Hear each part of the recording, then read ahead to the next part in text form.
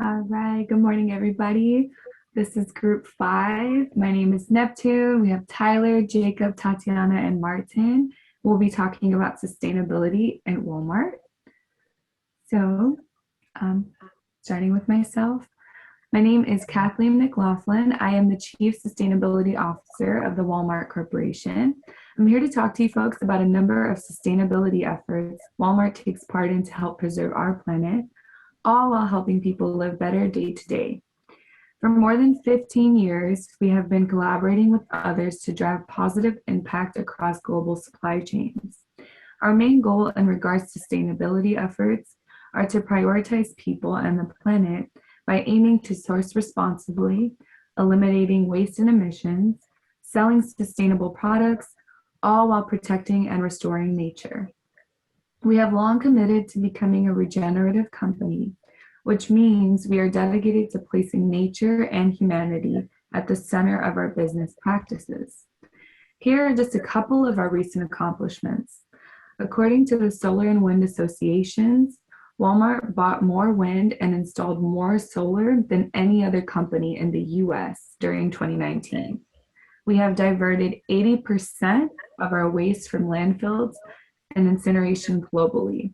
We also landed on the climate disclosure nonprofit CDP's A list for climate action in 2019 and 2020.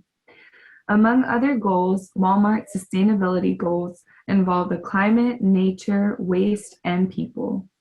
In regards to the climate, our goal is to target zero emissions in our own operations by 2040, reach 100% renewable energy by 2035, and work with suppliers to avoid 1 gigaton of greenhouse gas emissions from the global value chain by 2030. With respect to nature, the Walmart Foundation will help protect, manage, or restore at least 50 million acres of land and 1 million square miles of ocean by 2030, and also source at least 20 commodities more sustainably by 2025. On the topic of waste, our goal is to achieve zero waste in our operations in the US and Canada by 2025 and reach 100% recyclable, reusable, or industrially compostable private brand packaging by 2025. We are already doing this today, every day. Finally, our goal for the people is to make responsible recruitment a standard business practice by 2026 to promote human dignity. So we want to hire people like you who are willing to help in the sustainability efforts that Walmart has taken part in for the last 15 years. Thank you. I'm going to pass it off to Jacob now to talk about the history of Walmart. Hi there. My real name is Jacob, but today I am Sam Walton, but my friends and colleagues call me Mr. Sam. I founded Walmart back in 1950. The very first Walmart was actually not a Walmart at all. It was known as Walton's 5 and 10, which was a dime store I opened with the support of my wife, Helen Robinson, in the downtown square of Bentonville, Arkansas. By 1962, I decided to open the original Walmart in the neighboring town of Rogers, Arkansas. By 1967, we had opened 24 stores, bringing up $12.7 million. And in 1969, I decided to incorporate Walmart due to our success, and we officially became Walmart Stores Incorporated. Walmart was such a success that in just 7 years, in 1970, I decided to take the company to the public realm. Our first stock sold for $16.50 per share. I began opening more and more stores all around the United States of America. By 1972, we had 51 stores and were listed on the New York Stock Exchange for $78 million. In 1979, I officially began our philanthropic effort known as the Walmart Foundation. By 1980, we became the fastest company to reach $1 billion in an annual sales with 276 stores and 21,000 employees. At a certain point in the 1980s, I experimented with new formats such as Sam's Club and the Walmart Supercenter. In 1987, we installed the largest private satellite communication system in the US. Towards the end of the 80s, I decided to pass the torch of CEO to David Glass. Under his leadership in the 90s, we decided to go global and open the first Walmart in Mexico. The success of my company earned me the Medal of Freedom from President George H.W. Bush in 1992. Upon receiving the medal, I created the company's official purpose. That purpose is, if we work together, we'll lower the cost of the living for everyone. We'll give the world an opportunity to see what it's like to save and have a better life. Shortly after this honor, I unfortunately passed on. However, my legacy lives on with my company. After my passing, my son, Rob, took over as the chairman of the board. He was placed in charge of 1,928 stores and 371,000 associates. By the end of the 90s, we opened stores in 3 more countries, Canada, China, and the UK. In 2000, H. Lee Scott Jr. took over as CEO and led us into a new millennium. The same year, we started our website, giving more people access to our stores. In 2002, we topped the Fortune 500 list and continue to stay the biggest Fortune 500 company since. We began truly focusing on disaster relief and sustainability efforts in 2005. In 2009, Mike Duke took over as CEO and Doug McMillan took over in 2014. At the same time, Greg Foran became president and CEO of Walmart US, and a few more CEOs. And after a few more CEOs, our US stores are now being led by John Furner and internationally led by Judith McKenna. Through the specific goals, we aim to become the most trusted retailer by 2025. And Walmart continues to be one of the most profitable and successful companies today, all while aiming to create a better world for everyone. Now, don't just take my word for it. Why don't you have a little bit of a word from one of our own customers, Tyler Plummer? Hi guys, how are you? My name is Tyler, and I came across this pretty amazing brochure a couple of days ago as I was waiting to check out at Walmart, and I couldn't stop thinking about it to the point where I had to talk to my friends. So I had no idea that over 15 years ago, Walmart had not only decided to put forth effort to protect Mother Earth and all of her inhabitants by trying to completely get rid of waste and emissions and to source more responsibly, but they even collaborated with other businesses to try and have a more monumental impact across the global supply chain. I kept reading and I learned a lot. I learned that Walmart had bought and installed more solar panels, as you guys heard before, than any other company in the United States of America.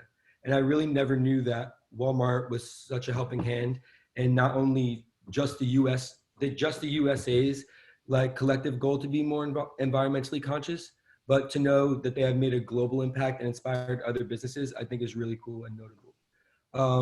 One of the facts that impressed me the most was that the Walmart Foundation agreed to managing and, if need, restoring at least 50 million acres of land and 1 million miles of ocean within the next 9 years.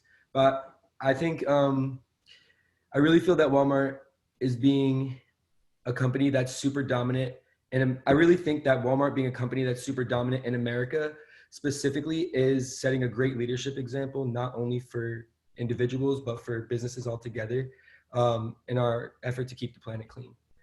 And when I went to the back of the brochure, it did state that Walmart as a whole committed to creating zero waste from any of their operations by 2025, which is in the next 4 years. I think that's also pretty incredible. And again, being one of the biggest companies in our country to do so just shows us how attainable that really is for us if we're business owners or just for our everyday lives. With the rise in the negative environmental factors such as pollution, global warming, etc., Walmart could very well be one of the main pioneers in really igniting the importance of us all doing our part to save the planet and ultimately ourselves from some of the catastrophes that could occur if we keep being negligent to our environment.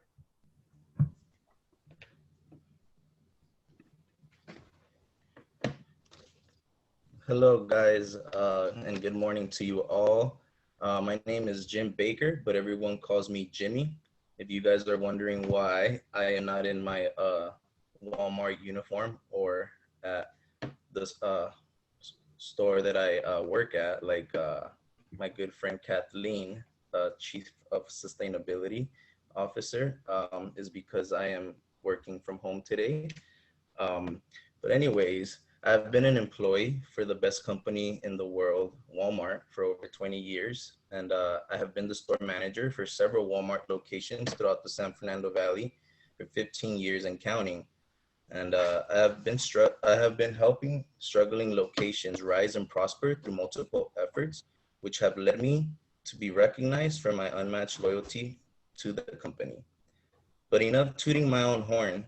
I will now be highlighting some very important issues of sustainability that we deal with today and how we as a company hope to dramatically change these issues for the better of our planet with the coming years.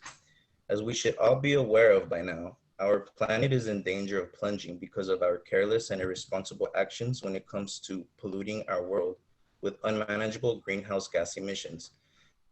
The waste that infests our oceans and diminishes our ecosystems and our overall environments.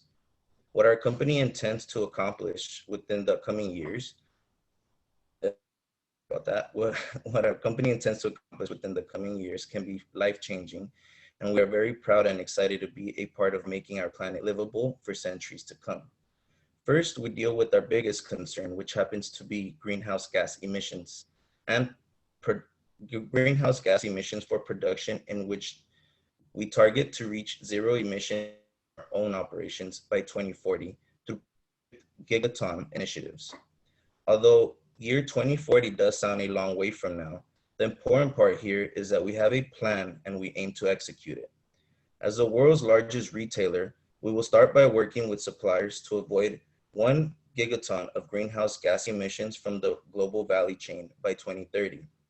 For those of you who are unfamiliar with how much 1 gigaton is equivalent to, we're talking about 1 billion metric tons or 2.2 trillion pounds of nastiness infesting our air quality.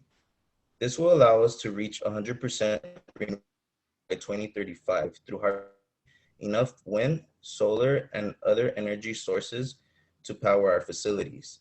This is just a little over a decade from now, but every little effort matters.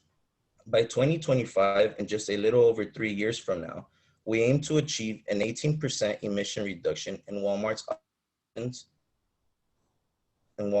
operations with renewable sources of energy. So we are on our way. Sorry about that. We aim to contribute towards fixing our planet environmental issues. We are also finding new ways in which we can protect, manage, and restore our natural resources like critical landscapes, plants, and animals.